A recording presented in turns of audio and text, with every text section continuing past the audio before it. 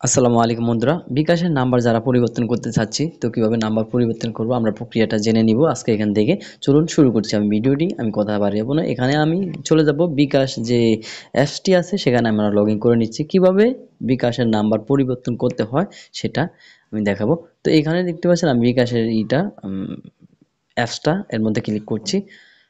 এর মধ্যে ক্লিক করলে এরকম একটা ইন্টারফেস চলে আসবে। আমি লগ ইন করে নিচ্ছি এটা বিকাশের অ্যাপসটা। তারপর আমরা কি করব, এখানে দেখতে পাচ্ছেন উপরে যে ইয়াটা আছে আপনার লোগোটা আছে বিকাশের, এখানে ক্লিক করতে হবে। এখানে ক্লিক করার পর আমরা নিচে চলে যাব। নিচে আসার পর এখানে দেখতে পাচ্ছেন সাপোর্ট এখানে ক্লিক করব। এখানে সাপোর্টে ক্লিক করার পর দেখতে পাচ্ছেন আপনার এখানে লাইভ চ্যাটের মধ্যে জেনে নিব আসলে বিকাশের এটা কি আমরা নিজেরা কি পরিবর্তন করতে পারবো কিনা বিকাশের নাম্বারটা, ঠিক আছে। তো আমি এখানে প্রবেশ করছি, এখানে ওয়াইফাইটা অফ করে দিচ্ছি, আমি ডাটা অন করে নিচ্ছি।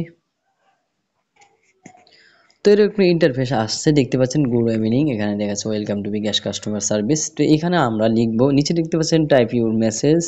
তো এখানে ক্লিক করবো, এই যে সার্চ বারে এখানে আমরা মেসেজ টাইপ করব। তো আমরা লিখবো বিকাশের নাম্বার কিভাবে পরিবর্তন করা যায়, বা বিকাশের নাম্বার কিভাবে পরিবর্তন করবো, ঠিক আছে। তো আমি এটা লিখে নিচ্ছি বিকাশের।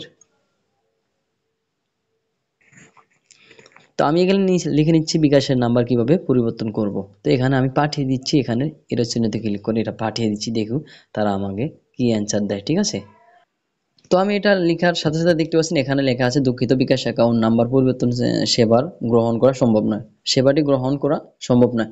তবে আপনি চাইলে আপনার বর্তমান বিকাশ অ্যাকাউন্ট বন্ধ করে দিয়ে পুনরায় নতুন একটি সিমে আপনার পরিচয়পত্র বা ব্যবহার করে আরেকটি বিকাশ অ্যাকাউন্ট খুলতে পারবেন।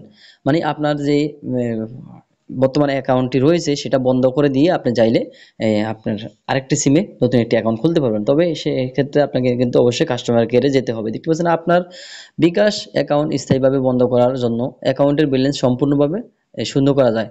কিন্তু কিভাবে করবেন, আপনার তো যে আপনি হয়তো ভাবছেন যে অ্যাকাউন্ট কিভাবে শূন্য করবো। অবশ্যই কিন্তু আপনি অন্য কোনো বিকাশ অ্যাকাউন্টে সেন্ড মানি করতে পারবেন শূন্য, আপনার 5 পয়সাও কিন্তু সেন্ড মানি করা যায়, ঠিক আছে।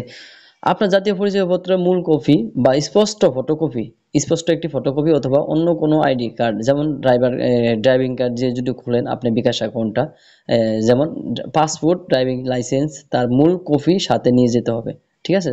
গ্রাহক সেবায় যোগাযোগ করুন।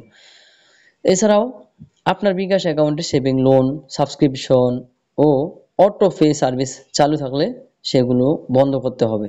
তবে আপনার বিকাশ অ্যাকাউন্ট যদি কোনো স্টুডেন্ট অ্যাকাউন্টের সাথে অভিভাবক হিসাবে লিঙ্ক থাকে লিঙ্ক করা থাকে, সেক্ষেত্রে অ্যাকাউন্টটা সরাসরি বন্ধ করা সুযোগ নেই, ঠিক আছে।